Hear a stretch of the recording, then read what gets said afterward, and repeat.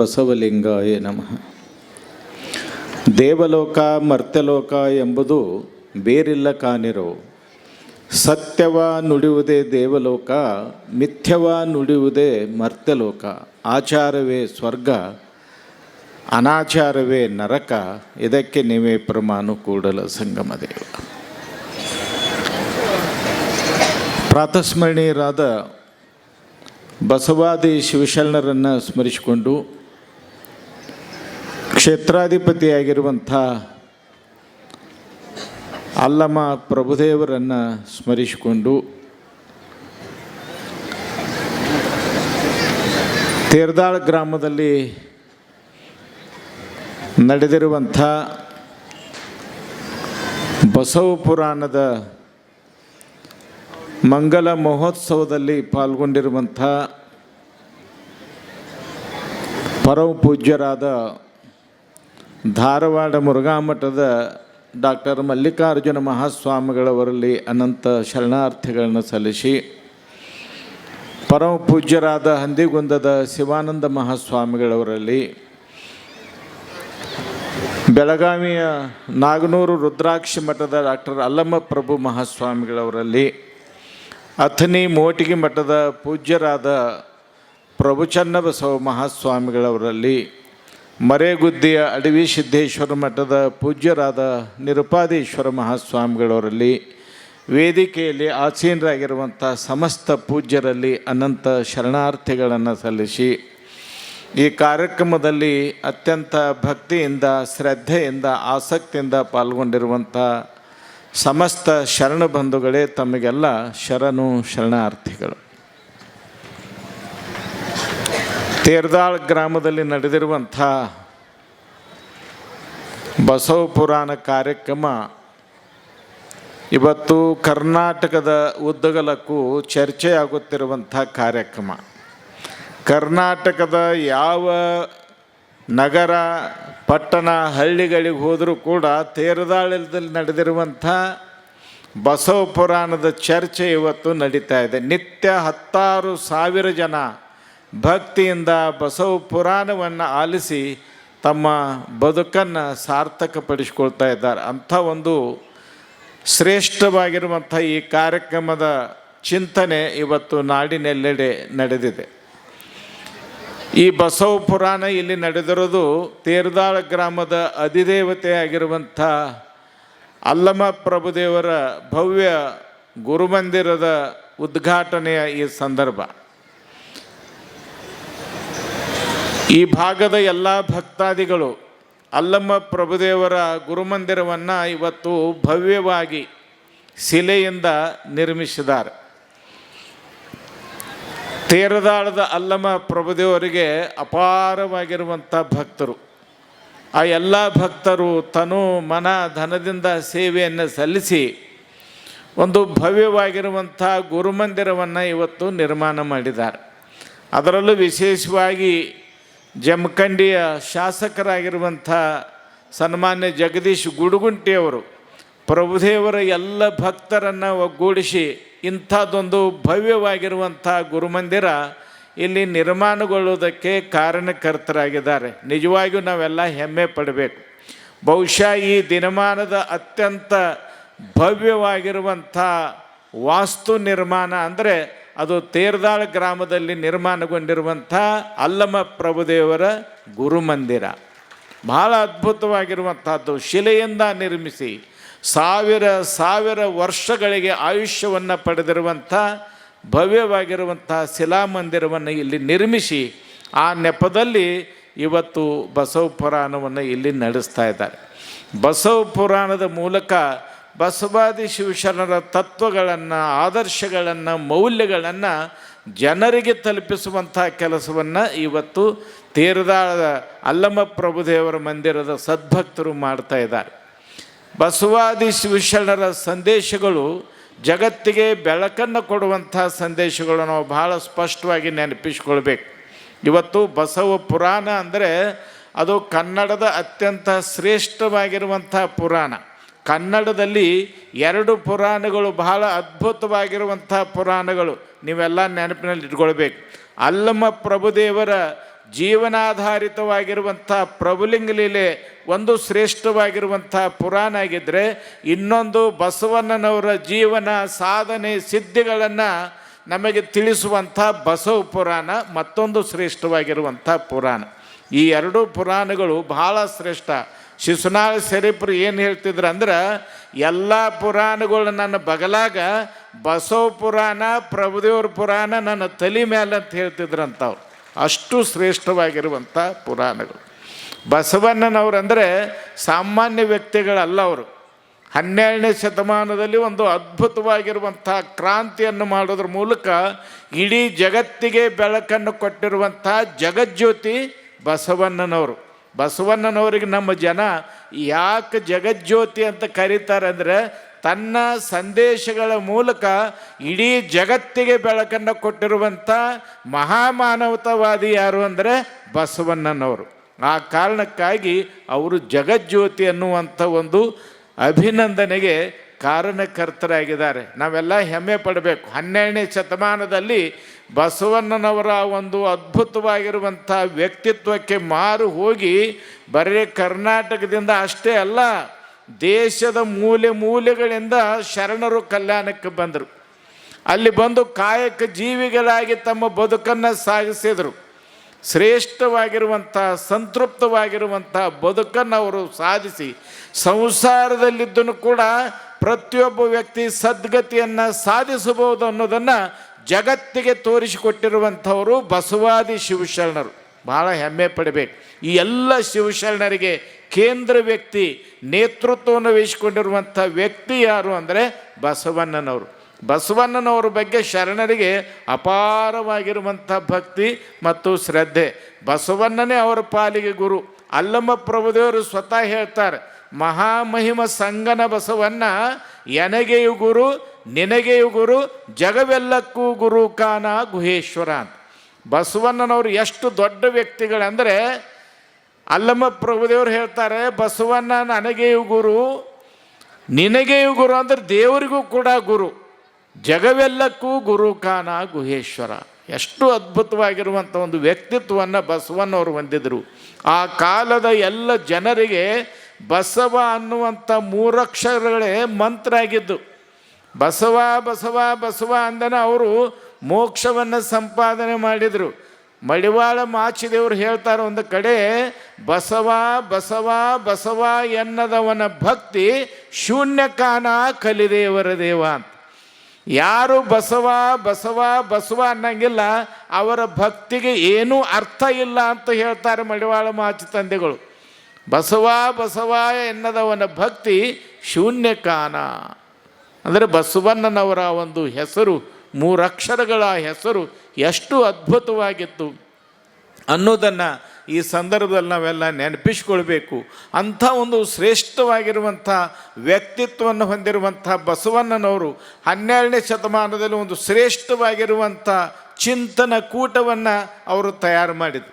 ಅನುಭವ ಮಂಟಪ, ಇವತ್ತೇನು ನಾವು ಪಾರ್ಲಿಮೆಂಟ್, ಇಡೀ ದೇಶದ ಒಂದು ಆಡಳಿತ ವ್ಯವಸ್ಥೆಯನ್ನು ನಿರ್ವಹಿಸುವಂಥ ಒಂದು ಪಾರ್ಲಿಮೆಂಟ್ ಏನಿದೆಯಲ್ಲ, ಅದೇ ರೀತಿಯಲ್ಲಿ 12ನೇ ಶತಮಾನದಲ್ಲಿ ಬಸವಾದಿ ಶರಣರು ಅನುಭವ ಮಂಟಪ ಅನ್ನುವಂಥ ಒಂದು ಸಂಸ್ಥೆಯನ್ನು ಪ್ರಾರಂಭ ಮಾಡಿದರು. ಬಹುಶಃ ಜಗತ್ತಿನಲ್ಲಿ ಪ್ರಜಾಸತ್ತಾತ್ಮಕ ಮೌಲ್ಯಗಳನ್ನು ಜಗತ್ತಿಗೆ ಸಾರಿದಂಥ ಮೊಟ್ಟ ಮೊದಲ ಸಂಸ್ಥೆ, ಮೊಟ್ಟ ಮೊದಲ ಪಾರ್ಲಿಮೆಂಟ್ ಯಾವುದು ಅಂದರೆ ಬಸವಣ್ಣನವರು ಸ್ಥಾಪಿಸಿರುವಂಥ ಅನುಭವ ಮಂಟಪ. ನಾವೆಲ್ಲ ನೆನಪಿನಿಟ್ಕೊಳ್ಬೇಕು. ಅಂಥ ಒಂದು ಶ್ರೇಷ್ಠವಾಗಿರುವಂಥ, ಆ ಕಾರಣಕ್ಕಾಗಿಯೇ ಜಗತ್ತಿಗೆ ಪ್ರಜಾಸತ್ತಾತ್ಮಕ ಮೌಲ್ಯಗಳನ್ನು ನಾವೇ ಮೊದಲಿಗೆ ಕೊಟ್ಟವ್ರಂತ ಇಂಗ್ಲೆಂಡದವ್ರು ಹೇಳ್ತಿದ್ರು. ಆದರೆ ಇಂಗ್ಲೆಂಡಿನವರು ಪ್ರಜಾಸತ್ತಾತ್ಮಕ ಮೌಲ್ಯಗಳನ್ನು ಜಗತ್ತಿಗೆ ಕೊಡೋದಕ್ಕಿಂತ 100 ವರ್ಷ ಮೊದಲೇ 12ನೇ ಶತಮಾನದಲ್ಲಿ ಬಸವಣ್ಣನವರು ಕೊಟ್ಟು ಹೋಗಿದ್ರು. ಅದಕ್ಕೆ 12ನೇ ಶತಮಾನ ಜಗತ್ತಿನ ಇತಿಹಾಸದಲ್ಲಿ ಬಹಳ ಮಹತ್ವದ ಪಾತ್ರವನ್ನು ವಹಿಸುವಂಥ ಶತಮಾನ. ಆ ಒಂದು ಅನುಭವ ಮಂಟಪದ ಮೂಲಕ ಅನೇಕ ವಿಚಾರಗಳನ್ನು, ಸಾಮಾಜಿಕ, ಧಾರ್ಮಿಕ, ಆಧ್ಯಾತ್ಮಿಕ ವಿಚಾರಗಳನ್ನು ಚಿಂತನ ಮಂಥನ ಮಾಡಿ ನಮ್ಮ ಶರಣರು ವಚನಗಳನ್ನು ಬರೆದಿಟ್ಟರು. ಶರಣರ ವಚನಗಳು ಅಂದರೆ ಶರಣರು ನುಡಿದ ನುಡಿಗಳು, ಅವು ಸಾಮಾನ್ಯ ಅಲ್ಲವು. ಶರಣರು ನುಡಿದ ನುಡಿಗಳು ಅಂದರೆ ಪರುಷ ಸದೃಶವಾಗಿರುವಂಥ ನುಡಿಗಳು, ಜನರನ್ನು ಪರಿವರ್ತನೆ ಮಾಡುವಂಥ, ಜನರನ್ನು ಸನ್ಮಾರ್ಗದಲ್ಲಿ ನಡೆಸುವಂಥ ಒಂದು ವಿಶೇಷವಾಗಿರುವಂಥ ಶಕ್ತಿ ಆ ವಚನಗಳಿಗಿದೆ. ಮನುಷ್ಯರನ್ನು ಸನ್ಮಾರ್ಗದಲ್ಲಿ ನಡೆಸುವಂಥ ಒಂದು ಸಾಮರ್ಥ್ಯ ಆ ವಚನಗಳಲ್ಲಿದೆ. ಅದಕ್ಕೆ ವಚನಗಳು ಭಾಳ ಮಹತ್ವದ ಪಾತ್ರವನ್ನು ವಹಿಸ್ತವೆ. ನಮ್ಮ ಶರಣರ ದೃಷ್ಟಿಯಲ್ಲಿ ವಚನಗಳಂದರೆ ವೇದ, ಆಗಮ, ಉಪನಿಷತ್ತುಗಳಿಗಿಂತಲೂ ಶ್ರೇಷ್ಠ. ನಮ್ಮ ಶರಣರ ಒಂದು ವಚನಕ್ಕೆ 4 ವೇದಗಳು ಸಮಭಾರವು ನೋಡಯ್ಯ ಅಂತ ಹೇಳ್ತಾರೆ ಶರಣರು. ಅಂದರೆ ವೇದಗಳಿಗಿಂತಲೂ ಶ್ರೇಷ್ಠವಾಗಿರುವಂಥ ಸ್ಥಾನವನ್ನು ಶರಣರು ನುಡಿದ ಆ ನುಡಿಗಳು ವಚನಗಳೇನದಲ್ಲೂ ಅವು ಪಡ್ಕೊಂಡವು. ಅದಕ್ಕೆ ವಚನಗಳ ಸ್ಥಾನ ಭಾಳ ದೊಡ್ಡದು ಅನ್ನೋದನ್ನು ಗಮನಿಸಬೇಕು. ಜೇಡರ ದಾಸಮ್ಮನವರು ಒಂದು ಕಡೆ ಹೇಳ್ತಾರೆ, ಕಡೆಗೀಲಿಲ್ಲದ ಬಂಡಿ ಹೊಡೆಗೆಡಹದೆ ಮಾಬುದೆ, ಕಡೆಗೀಲು ಬಂಡಿಗಾಧಾರ, ಕಡುದರ್ಪವೇರಿದ ಒಡಲೆಂಬ ಬಂಡಿಗೆ ಮೃಡ ಶರಣರ ನುಡಿಗಡನವೇ ಕಡಿಗೀಲು ಕಾನ ರಾಮನಾಥ. ಎಷ್ಟು ಸರಳವಾಗಿ, ಸುಲಭವಾಗಿ, ನಿಮ್ಮೆಲ್ಲರಿಗೂ ತಿಳಿಯುವಂಥ ಒಂದು ರೀತಿಯಲ್ಲಿ ಜೇಡರ ದಾಸಮ್ಮನವರು ಈ ವಚನವನ್ನು ಹೇಳ್ತಾರೆ. ಕಡೆಗೀಲಿಲ್ಲದ ಬಂಡಿ ಹೊಡೆಗೆಡಹದ ಮಾಬುದೆ. ನೀವೆಲ್ಲ ರೈತಾಪಿ ಜನ, ಕೃಷಿ ಕಾಯಕವನ್ನು ಮಾಡುವಂಥ ಜನ, ಬಂಡಿ ಚಕ್ಕಡಿ ನಿಮ್ಮ ಈ ಒಂದು ಕೃಷಿ ಜೀವನಕ್ಕೆ ಬಹಳ ಅವಶ್ಯಕವಾಗಿರುವಂಥದ್ದು. ನೀವೆಲ್ಲ ಚಕ್ಕಡಿ ನೋಡಿರ್ತೀರಿ, ಬಂಡಿ ನೋಡಿರ್ತೀರಿ. ಒಂದು ಕಡೆ ಕೆಲವು ಕಡೆ ಬಂಡಿ ಅಂತಾರೆ, ಕೆಲವು ಕಡೆ ಚಕ್ಕಡಿ ಅಂತಾರೆ. ಆ ಚಕ್ಕಡಿಗೆ 2 ಗಾಲಿಗಳಿರ್ತಾವೆ. ಚಕ್ಕಡಿ ಎಷ್ಟೇ ಕಿಮ್ಮತ್ತಿನದಾಗಿದ್ರೂ ಕೂಡ 10 ರೂಪಾಯಿ ಕೀಲುಗಳನ್ನು ಮರೆಯೋಕ್ಕಾಗಂಗಿಲ್ಲ.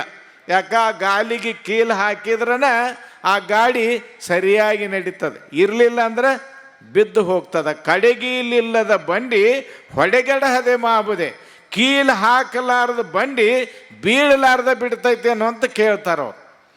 ಕಡುದರ್ಪವೇರಿದ ಒಡಲೆಂಬ ಬಂಡಿಗೆ ನೋಡ್ರಿ, ಇದು ಈ ಶರೀರ ಅನ್ನುವಂಥದ್ದು ಒಂದು ಬಂಡಿ. ಇದು ಖಾಲಿ ಬಂಡಿ ಅಲ್ಲ, ಏನೇನೋ ತುಂಬಿಕೊಂಡದ. ಆಸೆ, ಆಮಿಷ, ಕಾಮ, ಕ್ರೋಧ, ಲೋಭ, ಮೋಹ, ಮದ, ಮತ್ಸರಗಳಿಂದ ತುಂಬಿರುವಂಥ, ದರ್ಪದಿಂದ ಕೂಡಿರುವಂಥ ಈ ಬಂಡಿ ಇದು ಕೂಡ ಸರಿಯಾಗಿ ನಡಿಬೇಕಾಗಿತ್ತು. ಅಂದರೆ ಇದಕ್ಕೆ ಶರಣರ ವಚನಗಳು ಅನ್ನುವಂಥ ಒಂದು ಕೀಲನ್ನು ಹಾಕಬೇಕು ಅಂಥೇಳಿ ಜೇಡರ ದಾಸಮ್ಮನವರು ಹೇಳ್ತಾರೆ. ಅದಕ್ಕೆ ವಚನಗಳು ಭಾಳ ಮಹತ್ವದ್ದು. ಬಸವಾದಿ ಶಿವಶರಣರು ನಮ್ಮೆಲ್ಲರನ್ನ ಸನ್ಮಾರ್ಗಕ್ಕೆ ನಡೆಸೋದಕ್ಕೆ ಪೂರಕವಾಗಿರುವಂಥ ವಚನಗಳನ್ನು ರಚನೆ ಮಾಡಿ ನಮಗೆ ಕೊಟ್ಟಾರೆ. ನೋಡ್ರಿ, ತೇರದಾಳ ಜನ ಎಷ್ಟು ದೊಡ್ಡವರು ಅಂದ್ರೆ ಇವತ್ತು ಆ ವಚನದ ಕಟ್ಟುಗಳನ್ನು ಆನೆ ಮೇಲೆ ಮೆರೆಸೋದಲ್ಲದನ 6,000ಕ್ಕಿಂತಲೂ ಹೆಚ್ಚು ಜನ ತಲೆ ಮೇಲೆ ಹೊತ್ತುಕೊಂಡು ಬಂದಾರೆ. ಅಂದ್ರೆ ಇದಕ್ಕಿಂತಲೂ ಶ್ರೇಯಸ್ಕರವಾಗಿರುವಂಥ, ಶ್ಲಾಘನೀಯವಾಗಿರುವಂಥ ಕೆಲಸ ಮತ್ತೊಂದಿಲ್ಲ ಅಂತ ಹೇಳ್ಬೋದು. ಅಂಥ ಒಂದು ಅಪೂರ್ವವಾಗಿರುವಂಥ ವಚನ ಸಾಹಿತ್ಯಕ್ಕೆ ಗೌರವವನ್ನು ಕೊಟ್ಟಿರುವಂಥ ನಗರ ಅಂದರೆ ಅದು ತೇರದಾಳ್ ಅನ್ನೋದನ್ನು ಈ ಸಂದರ್ಭದಲ್ಲಿ ನೆನಪಿಸ್ಕೊಳ್ಬೇಕು. ಬಸವಾದಿ ಶಿವಶರಣರ ಪುರಾಣದ ಈ ಸಂದರ್ಭದಲ್ಲಿ ಅಂಥ ವಚನದ ಕಟ್ಟುಗಳನ್ನು ತಲೆ ಮೇಲೆ ಹೊತ್ತುಕೊಂಡು ಬರೋದು, ಆನೆ ಮೇಲಿಟ್ಟು ಮೆರೆಸೋದು ನಿಜವಾಗಿಯೂ ಇದೊಂದು ಮಾದರಿಯಾಗಿರುವಂಥ, ಆದರ್ಶಪ್ರಾಯವಾಗಿರುವಂಥ ಕಾರ್ಯ ಅಂಥೇಳಿ ನಾನು ಭಾವಿಸ್ಕೊಂಡಿದ್ದೀನಿ. ಬಸವಣ್ಣನವರ ಒಂದು ಶಕ್ತಿ ಬಹಳ ಅದ್ಭುತವಾಗಿರುವಂಥದ್ದು. ಇವತ್ತಿಗೂ ಕೂಡ ಬಸವಾದಿ ಶರಣರ ವಚನಗಳು ಪ್ರಸ್ತುತ. 900 ವರ್ಷಗಳ ಹಿಂದೆ ಅವರು ಏನು ಹೇಳ್ಯಾರ ಆ ವಚನಗಳಿಗೆ ಇವತ್ತು ಕೂಡ ಬೆಲೆ ಇದೆ. ಮುಂದೆ 1000 ವರ್ಷಗಳು ಕಳೆದರೂ ಕೂಡ ಆ ವಚನಗಳಿಗೆ ಬೆಲೆ ಇರ್ತದೆ. ಅಂಥ ಶ್ರೇಷ್ಠತರವಾಗಿರುವಂಥ ವಚನಗಳನ್ನು ಬಸವಾದಿ ಶಿವಶರಣರು ರಚಿಸಿ ನಮಗೆಲ್ಲ ಕೊಟ್ಟು ಹೋಗಿದ್ದಾರೆ.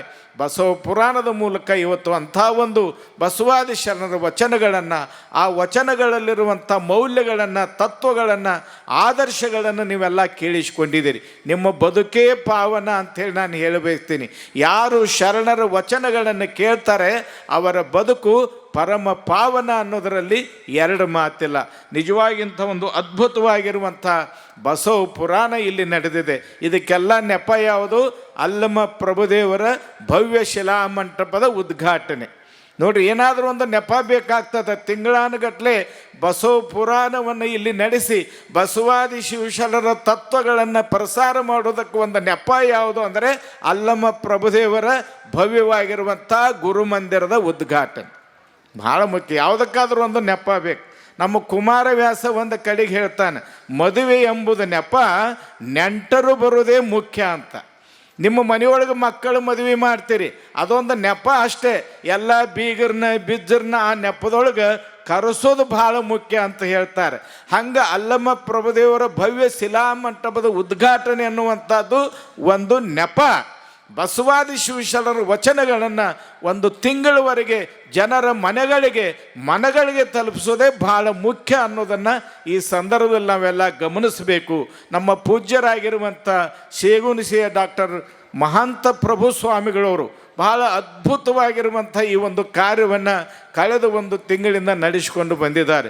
ನಮ್ಮ ಪೂಜ್ಯರಾಗಿರುವಂಥ ಹಂದಿಗುಂದದ ಶಿವಾನಂದ ಮಹಾಸ್ವಾಮಿಗಳವರು, ಚಿಮ್ಮಡದ ಪ್ರಭು ಸ್ವಾಮಿಗಳವರು, ನಮ್ಮ ಡಾಕ್ಟರ್ ಮಹಾಂತ ಪ್ರಭು ಸ್ವಾಮಿಗಳವರಿಗೆ ಎಡಗೈಯಾಗಿ ಬಲಗೈಯಾಗಿ ಅವರ ಬೆನ್ನ ಹಿಂದಿನ ಬೆಳಕಾಗಿ ಅವರು ಇವತ್ತು ಈ ಒಂದು ಕಾರ್ಯವನ್ನು ನಡೆಸಿಕೊಂಡು ಬಂದಿರುವಂಥದ್ದು ನಮಗೆಲ್ಲ ಬಹಳ ಸಂತೋಷವನ್ನುಂಟು ಮಾಡಿದೆ. ನಮ್ಮ ಡಾಕ್ಟರ್ ಮಹಾಂತ ಪ್ರಭು ಸ್ವಾಮಿಗಳಂದ್ರೆ ಪ್ರತಿಭೆ, ಪಾಂಡಿತ್ಯ, ಪರಿಶ್ರಮಗಳ ತ್ರಿವೇಣಿ ಸಂಗಮ. ಅವರು ಯಾವುದಾದ್ರೂ ಒಬ್ಬ ವ್ಯಕ್ತಿಯಲ್ಲಿ ಪ್ರತಿಭೆ, ಪಾಂಡಿತ್ಯ ಮತ್ತು ಪರಿಶ್ರಮಗಳನ್ನು ನಾವು ನೋಡಬೇಕಾಗಿದ್ದರೆ ಡಾಕ್ಟರ್ ಮಹಾಂತ ಪ್ರಭು ಸ್ವಾಮಿಗಳವರನ್ನೇ ನೋಡಬೇಕು. ಅಂಥ ಒಂದು ಶಕ್ತಿ ಅವರಲ್ಲಿದೆ. ಎಂಥ ಅದ್ಭುತವಾಗಿರುವಂಥ ವಾಗ್ಮಿ, ಅಪೂರ್ವ ವಾಗ್ಮಿಗಳು. ಅವರು ಮಾತನಾಡಿದರೆ ಕಂಚಿನ ಕಂಠದಿಂದ ಬರುವಂಥ ಶಬ್ದಗಳು ಜನರ ಹೃದಯಕ್ಕೆ ನೇರವಾಗಿ ತರ್ತಾವೆ. ಅಷ್ಟು ಅದ್ಭುತವಾಗಿ ಮಾತನಾಡುವಂಥ ಒಂದು ಕಲೆಯನ್ನು ಮೈಗೂಡಿಸಿಕೊಂಡಿರುವಂಥವರು ಡಾಕ್ಟರ್ ಮಹಾಂತ ಪ್ರಭು ಸ್ವಾಮಿಗಳು ಅನ್ನೋದನ್ನು ಈ ಸಂದರ್ಭದಲ್ಲಿ ನೆನಪಿಸ್ಕೊಳ್ತೇನೆ. ಅವರು ವಿದ್ಯಾನಿಧಿಗಳು ಹೌದು, ಜ್ಞಾನದ ಸಾಗರ ಹೌದು. ಅದರ ಜೊತೆಗೆ ವಿನಯದ ಸಾಕಾರ ಮೂರ್ತಿ ನಮ್ಮ ಡಾಕ್ಟರ್ ಮಹಾಂತ ಪ್ರಭು ಸ್ವಾಮಿಗಳು ಅನ್ನೋದನ್ನು ನೆನಪಿಸ್ಕೊಳ್ತೇನೆ. ಇಷ್ಟೆಲ್ಲ ಪಾಂಡಿತ್ಯವನ್ನು, ವಿದ್ಯೆಯನ್ನು, ಜ್ಞಾನವನ್ನು ಸಂಪಾದನೆ ಮಾಡಿದರೂ ಕೂಡ ವಿನಯದ ಮೂರ್ತಿಯಾಗಿ ಅವರು ಇವತ್ತು ನಮ್ಮ ಮುಂದಿದ್ದಾರೆ.